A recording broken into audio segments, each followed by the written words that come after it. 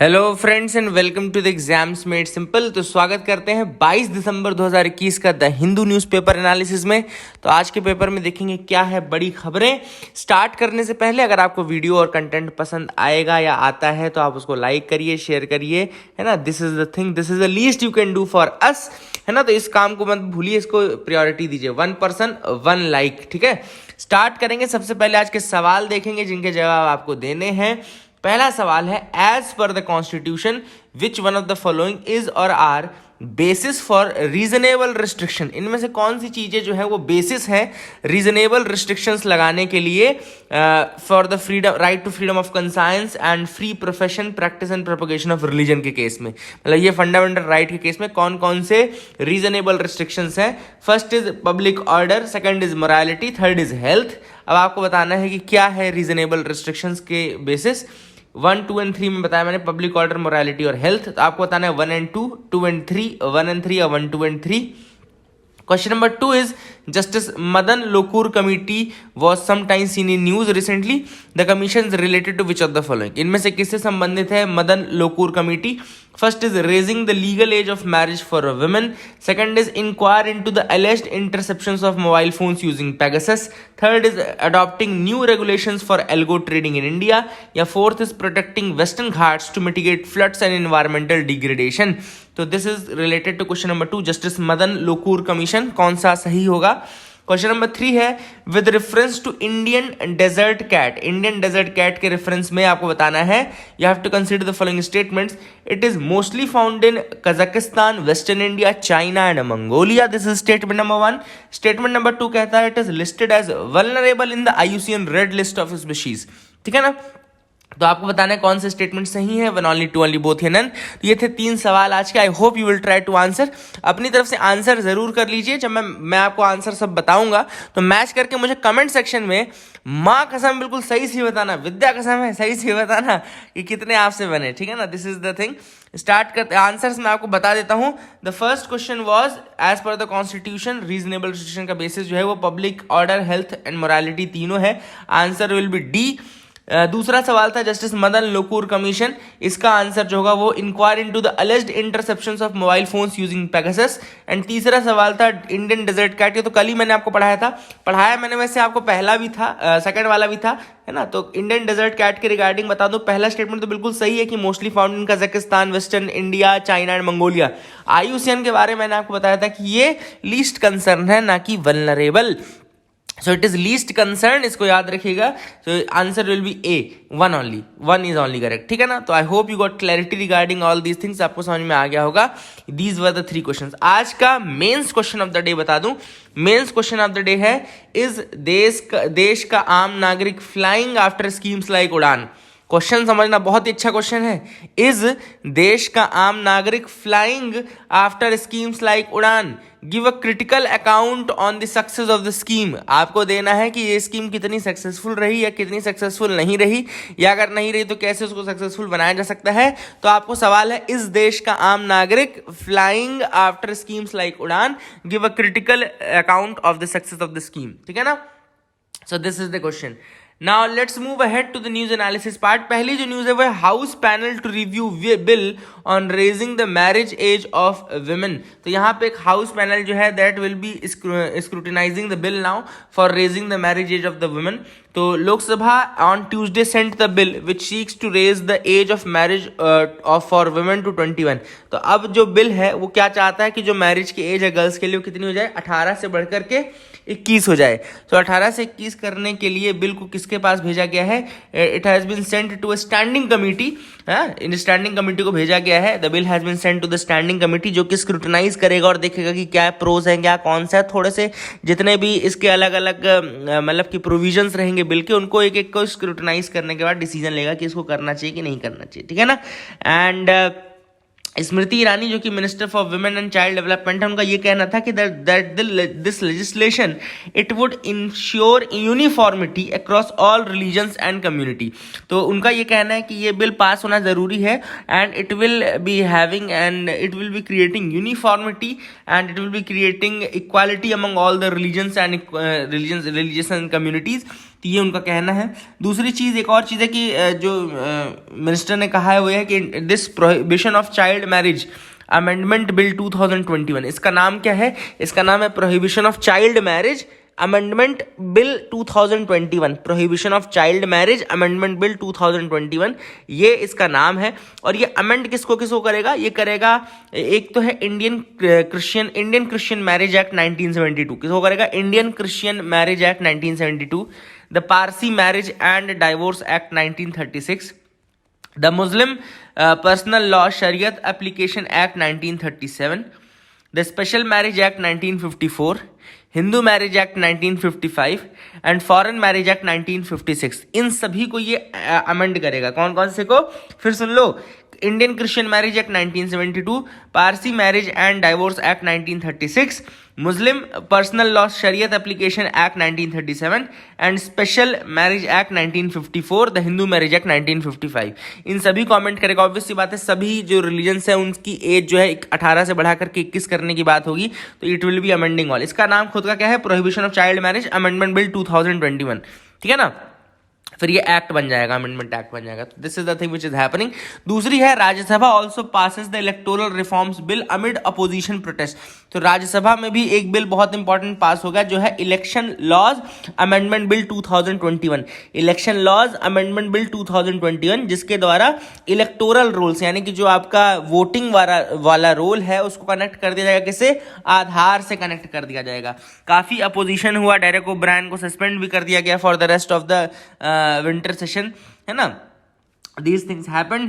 अब देखो क्या ये बिल लाया क्यों गया? क्योंकि देखो इलेक्शन कमीशन ऑफ इंडिया ने भी ये चीज़ सजेस्ट की थी। इलेक्शन कमीशन ऑफ इंडिया ने सजेस्ट की थी कि क्या होता है कि बहुत जगह डुप्लीसिटी हो जाती है। डुप्लीसिटी का मतलब कि एक ही व्यक्ति का नाम इलेक्टोरल रोल, जैसे मान लो सपोज करो मेरा नाम रीवा के इलेक्टोरल रोल में भी आ जाए, फिर मेरे गाँव के भी इलेक्टोरल रोल में आ जाए, और इस तरीके से ऐसी चीज़ें हो जाए, तो अलग अलग 2-3 जगहों पर इलेक्टोरल रोल्स में नाम आ जाते थे। तो ये जो डुप्लीसिटी है इसको भी रोकने में आधार का जो लिंकेज है वो काम आएगा, ठीक है ना।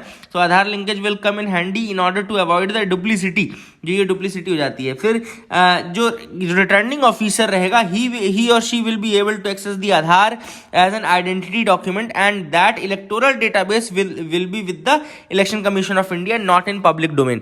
तो जो सिक्योरिटी या प्राइवेसी का कंसर्न बोल रहे हैं उनके लिए ये कहा गया कि जो ये डेटा है, this data will be remaining with the Election Commission of India and इसका यूज जो है वो रिटर्निंग ऑफिसर कर पाएगा to pinpoint the identity of the person, ठीक है ना। तो ये डेटा ऑलरेडी किसके पास रहेगा? इलेक्शन कमीशन ऑफ इंडिया के पास रहेगा, ना कि पब्लिक डोमेन में रहेगा। तो ये कहना है जो बिल के डिफेंडर्स हैं उनका, ये कहना है। जो बिल के डिफेंडर्स नहीं है वो कह रहे हैं कि भैया क्यों आप हर चीज में आधार को मैंडेटरी बना रहे हो, जबकि केएस पुट्टास्वामी का केस था जो राइट टू इक्वालिटी का केस था, उसमें उन्होंने कहा था कि आधार को आप मैंडेटरी नहीं बना सकते for purposes like these and all, है ना। तो इस तरीके से बात उन्होंने कही अपोज करने वालों ने, लेकिन इनका ये कहना है कि चूंकि इलेक्शन कमीशन ऑफ इंडिया ने भी यही चीज सजेस्ट की थी और ये कहा था कि भैया अगर इस तरह से चीजें आप नहीं करेंगे तो डुप्लीसिटी और ये सब जो कंसर्न्स हैं ये फ्री एंड फेयर इलेक्शंस के एक कहना चाहिए हिंड्रेंस के रूप में काम करते हैं। So for that reason this bill has been introduced, जो कि काफी सही रहेगा। This is what has been the argument of those who are defending the bill, ठीक है ना। थोड़ा मैं इसके प्रोविजंस भी आपको डीपली बता दूं तो लोकसभा और राज्यसभा दोनों में पास हो गया है इलेक्शन लॉज अमेंडमेंट बिल 2021। अब ये किसको अमेंड करेगा? This will amend certain sections of Representation of People's Act 1950 and Representation of People's Act 1951, तो इसको अमेंड करेगा, ठीक है ना। अब देखो यहाँ पे पहली चीज है linking Aadhaar card to voter ID card. सबसे पहला जो चीज हुआ है वो है कि the bill allows electoral registration officers, electoral registration जो ऑफिस हैं, they can seek Aadhaar number of people who want to register as voters for the purpose of establishing their identity, ठीक है ना। सिंपल सी बात समझ गए कि जो बिल है वो अलाउ करता है इलेक्टोरल रजिस्ट्रेशन ऑफिसर्स को to seek Aadhaar number of people who want to register themselves as voters for the purpose of establishing their identity, ठीक है ना। Further it seeks to allow the electoral registration office to ask for Aadhaar number from persons already included in the electoral roll for the purpose of authentication of entries. ठीक है ना, तो वही वाली बात है कि जो लोग नए रजिस्टर करने जाएंगे उनसे भी आधार नंबर मांगा जा सकता है फॉर एस्टेब्लिशिंग देयर आइडेंटिटी, और for those who have already been registered, जो ऑलरेडी रजिस्टर्ड है उनसे भी मांगा जा सकता है for the authentication of entries and to identify registration of names of same persons in the electoral rolls in more than one constituency. तो obvious सी बात है, जब आपका आधार नंबर से लिंक कर देंगे वो आपके आईडी कार्ड को, तो फिर वो देख सकते हैं कि कहीं आपका नाम किसी दूसरी मल्टीपल एंट्री में तो नहीं आ गया है ना, किसी दूसरी जगह तो नहीं आ गया। लेकिन इस वैसे ये आर्गुमेंट इतना ज़्यादा सही मेरे को नहीं लगता, क्योंकि देखो क्या होता है कि आपके पास वोटर आईडी भी तो एक यूनिक नंबर ही है ना, वोटर आईडी भी एक यूनिक नंबर है। तो डेटाबेस में आप वोटर आईडी से भी तो सर्च कर सकते हो ना कि ये वोटर आईडी और कहाँ पे यूज़ हो रही है और कहाँ पे इसका मतलब रजिस्ट्रेशन है। तो वो तो ठीक है, सब कहने की बातें रहती कई बार, बट हाँ ये सही कि आधार ज़्यादा ऑथेंटिकेटेड इसलिए क्योंकि इसमें बायोमेट्रिक है। अब बायोमेट्रिक वाली चीज़ है तो वो इसको थोड़ा डिफरेंशिएट कर देती है। ठीक है ना, so that is the thing which is important. Allowed to furnish other document. Now no application for inclusion of name in the electoral roll shall be denied and no entries in the electoral roll shall be deleted for inability of individual to furnish Aadhaar number.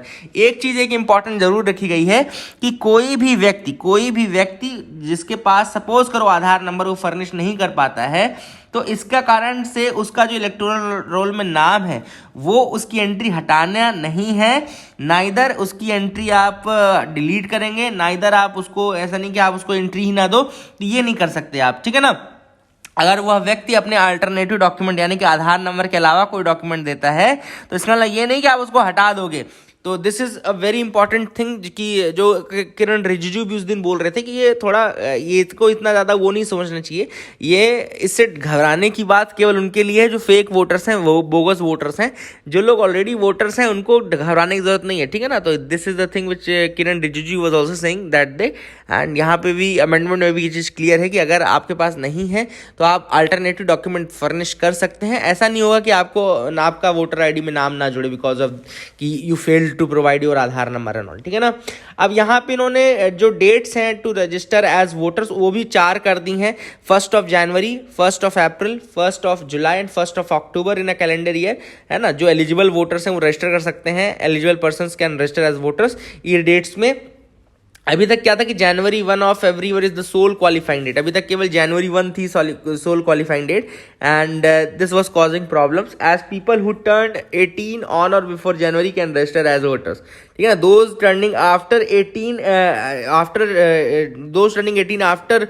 1 January would have to wait for complete 1 year. तो पहले क्या होता था, जो 1 जनवरी तक तो हो गए 18 साल के उनको तो बन जाता था, अब जो मान लो सपोज 2 जनवरी को बना वो फिर 1 साल पूरा वेट करता था। तो अब वो चीज़ हट जाएगी, अब 1 अप्रैल, 1 जुलाई और 1 अक्टूबर को भी वो जा करके अपने आप को रजिस्टर करवा सकता है। These are the thing which are important from this news. I hope you got clarity.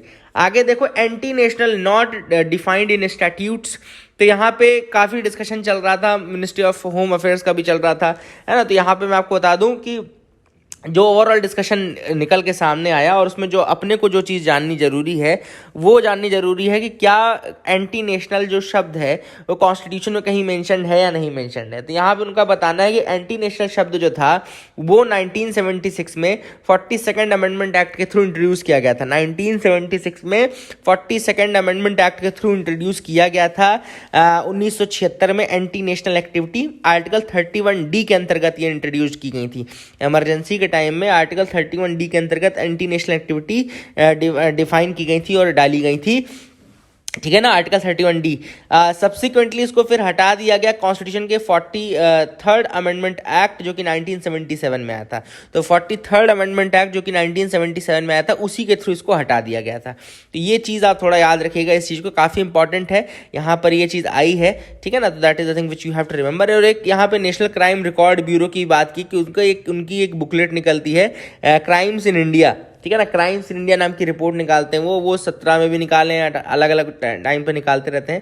ठीक है, तो ये भी आपको याद है कि नेशनल क्राइम रिकॉर्ड ब्यूरो एक तरीके से रिकॉर्ड का रजिस्टर मेंटेन करते हैं। ठीक है ना, तो this is the thing which is important, you have to understand that. आगे मूव करते हैं, यहाँ पे a chance to encounter rare species. अब एक रेयर स्पीशीज थी जो कि इनकाउंटर की गई by some persons and it's a rarely found species of albino Indian flapshell turtle. याद रखिएगा, ये नाम आप याद रख सकते हैं, albino Indian flap shell turtle. अब ये देखो, आप इसका कलर देखोगे तो आपको बहुत डिफरेंट कलर का मिलेगा ये। अब ये येलो कलर का भी मिलता है, इस कलर का भी मिलता है। तो इसका रीजन क्या है, मैं आपको रीजन बता देता हूँ।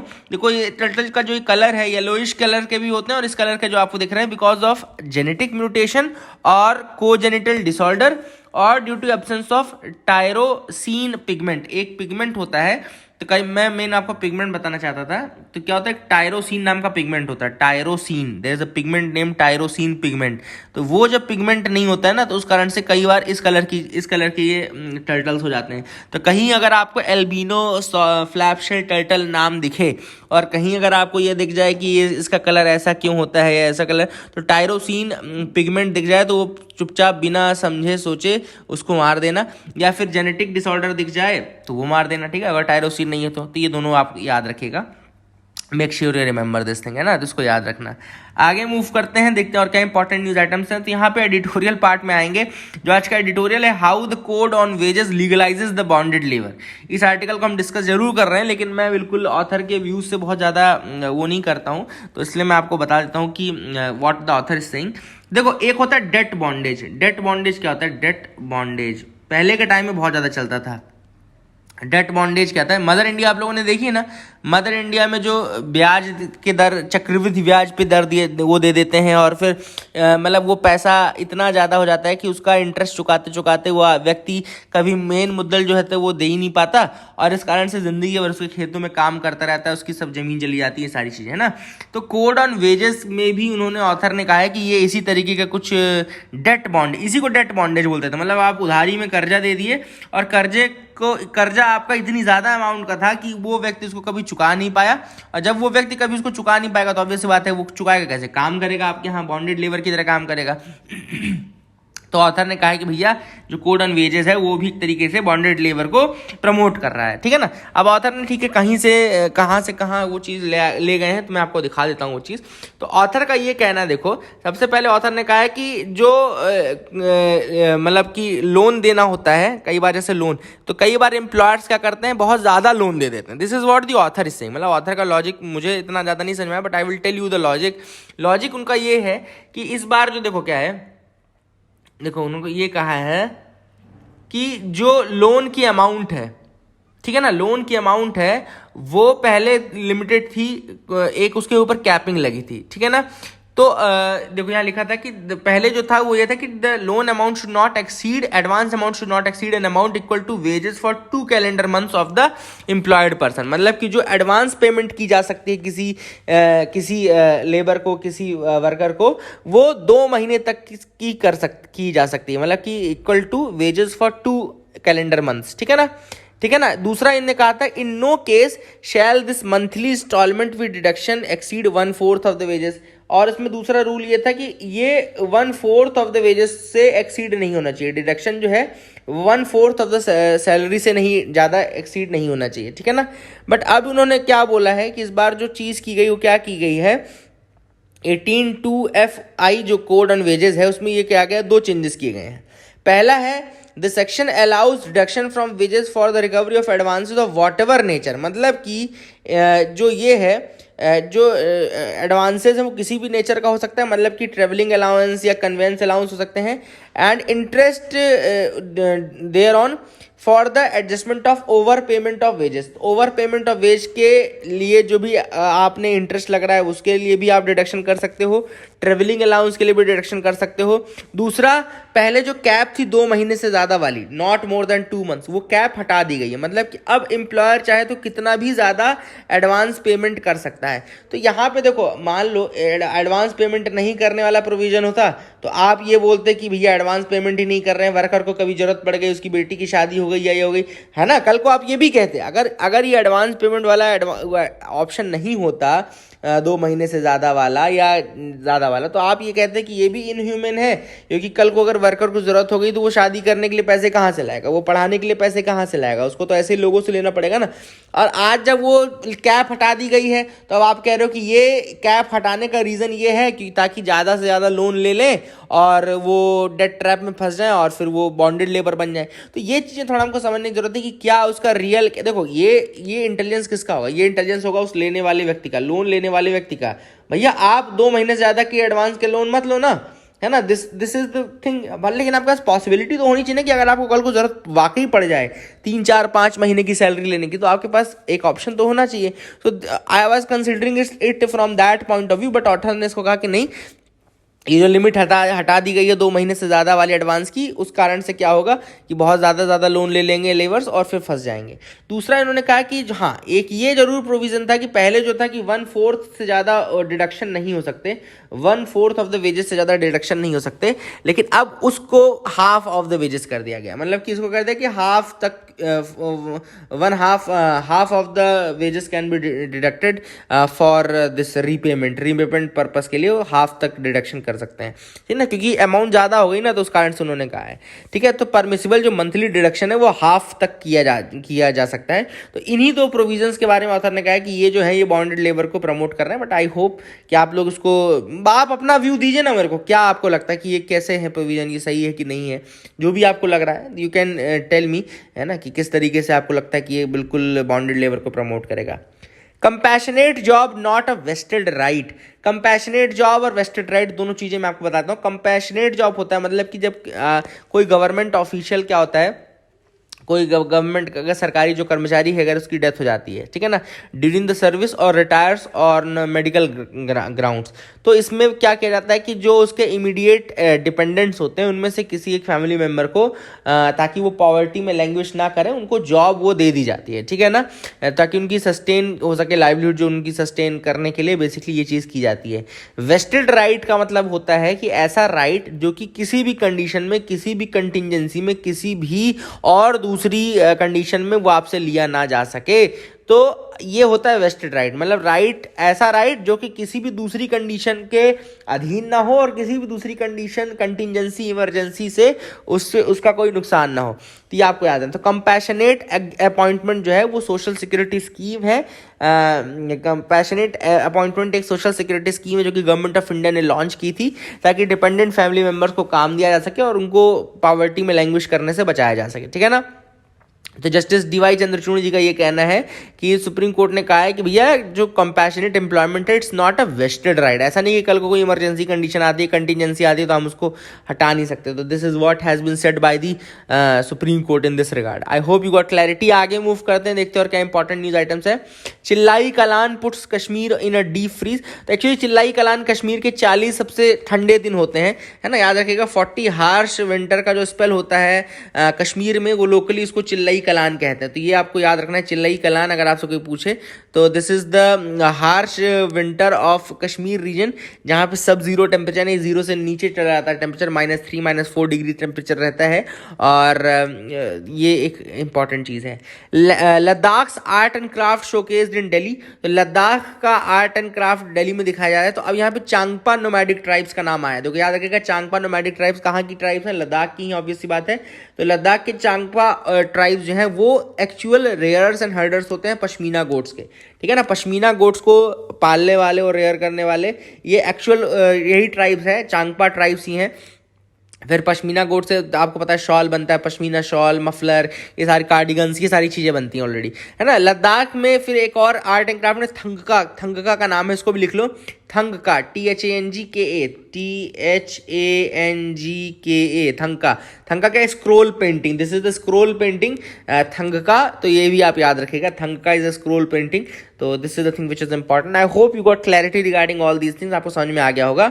आगे मूव करते हैं, देखते हैं और क्या इंपॉर्टेंट न्यूज आइटम्स है जिनके बारे में हमको डिस्कस करना है। तो you can move ahead with me, आप मेरे साथ मूव कर सकते हैं। प्रॉब्लम्स विद उड़ान। अब यहाँ पे उड़े देश का आम नागरिक स्कीम की प्रॉब्लम्स के बारे में बताया जा रहा है। मैं आपको बता दूं, उड़ान एक लो कॉस्ट फ्लाइंग स्कीम थी जो कि सेंट्रल गवर्नमेंट ने इंट्रोड्यूस की थी। 2017 में इसको इंट्रोड्यूस किया गया था और इसको रीजनल कनेक्टिविटी स्कीम के रूप में इंट्रोड्यूस किया गया था, ताकि जो रीजनल साइट्स हैं, है ना, जहाँ पे अनयूज्ड एयरपोर्ट्स हैं या जहाँ पे एयरपोर्ट्स नहीं है, उनको Tier 2 Tier 3 सिटीज़ को जोड़ने की बात की गई थी इस स्कीम के अंतर्गत। Tier 2 एंड Tier 3 सिटीज़ को जोड़ने की बात की गई थी, ताकि जो लोग हैं जो ऐसी छोटी जगहों पे रह रहे हैं या बहुत एडवांस शहरों में नहीं रह रहे हैं, वो भी एयरपोर्ट्स या फ्लाइट्स का वो ले सकें, इसमें एक और चीज़ थी कि जो रेट थे वो 2500 रुपये पर आवर की फ्लाइट पे फिक्स किया गया था, 2500 रुपीज़ पर आवर इस पे फिक्स कर दिया गया था, इसी के बेसिस पे एयर फेयर होगा।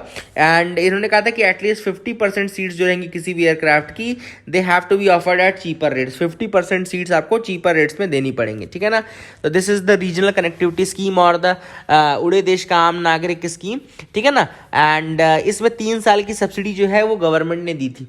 अब ऑथर ने बताया कि भैया 3 साल बीतने के बाद इसका अगर हम रिव्यू करें तो देखें क्या होता है। तो रिव्यू के बाद पता ये चला कि सबसे पहली चीज़ की जो बहुत सारी जो रीजनल कनेक्टिविटी स्कीम के अंतर्गत जो फ्लाइट चल रही थी वो बंद हो गई हैं, and most of these have been stopped. दूसरा, रूट्स बंद हो गए हैं, routes again have been close, routes close कर दिए गए हैं। इसका सबसे बड़ा रीज़न जो है वो है फिनेंशियल, जो ऑब्वियस आता है फाइनेंस की कमी। जो छोटी छोटी एयरलाइंस है जो जुड़ गई थी ट्रूजेट के नाम से, ये सब इनके पास इतना पैसा है नहीं कि अपने बिजनेस को सस्टेन कर सकें, and therefore they have miss the opportunity and all. इसके अलावा जो ऐसी जगहें हैं, मतलब कि जो ऐसे प्लेसेस हैं जहाँ पे कनेक्टिविटी के लिए रीजनल कनेक्टिविटी स्कीम लाई गई थी, वहाँ पे लैंड की कमी है। कई जगहों पे लैंड की कमी देखने को मिली और कई जगहों पे ये देखने को मिला कि एयरपोर्ट सेटअप करने के लिए उनके पास अवेलेबिलिटी ही नहीं है, ठीक है ना। एंड इसी कारण से कई जगहों पे क्या हुआ कि फ्लाइट्स नहीं चल पाई। तीसरा, कोविड-19, ऑब्वियसली आता है कोविड-19 का इम्पैक्ट तो बहुत ही ज़्यादा हार्श था, ये हम सब जानते हैं कोविड-19 का इम्पैक्ट जो था वो कितना हार्श था। So this was a thing. And scheme is to जो थी वो बेसिकली हिली रीजन्स में और आइलैंड्स जहाँ ऐसे थे वहाँ पे बहुत टफ टेरेन था, and that is the reason why कि क्यों वहाँ पे नहीं चल पाया ये, ठीक है ना। एंड इसीलिए कई जगहों पे केवल पेपर पे ही रह गई, रीजनल कनेक्टिविटी स्कीम केवल पेपर पे ही रह गई। तो this was again a thing. And बहुत सारे प्लेयर्स ऐसे हैं जिनके पास 2-3 से ज़्यादा प्लेन ही नहीं है ना, 2-3 से ज़्यादा प्लेन, और कुछ रूट्स ऐसी हैं जो कि केवल सब्सिडी पीरियड तक चली, मतलब 3 साल की सब्सिडी थी गवर्नमेंट की, तो 3 साल तो चली लेकिन उसके बाद नहीं चली।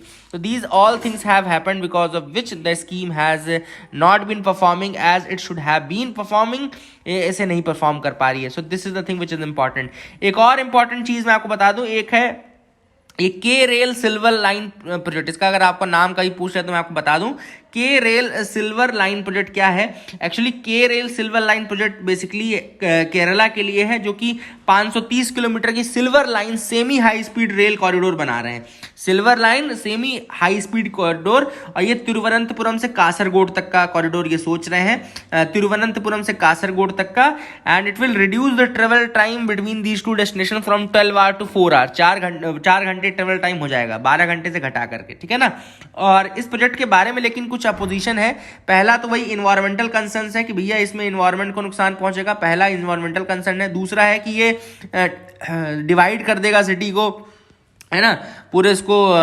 There are fear the projects embankment will divide the state into 2 and stifle free movement of water, है ना। तो वाटर के मूवमेंट को भी ये काफ़ी स्टाइफल करेगा। This is what has been the thing. तीसरा उन्होंने कहा कि ये जो फाइनेंस, जो पैसा लगने वाला है, फिनेंसेस जो इसमें लगेंगे वो स्टेट को बहुत पीछे ले जाएंगे, और जो पॉवर्टी और इन सबको दूर करने के लिए पैसा यूज हो सकता था वो पैसा वेस्ट हो जाएगा। तो this is what has been said. So that is it for the day friends. I hope you like the video. Please like and subscribe, keep loving us, keep sharing us. Thank you and have a nice day.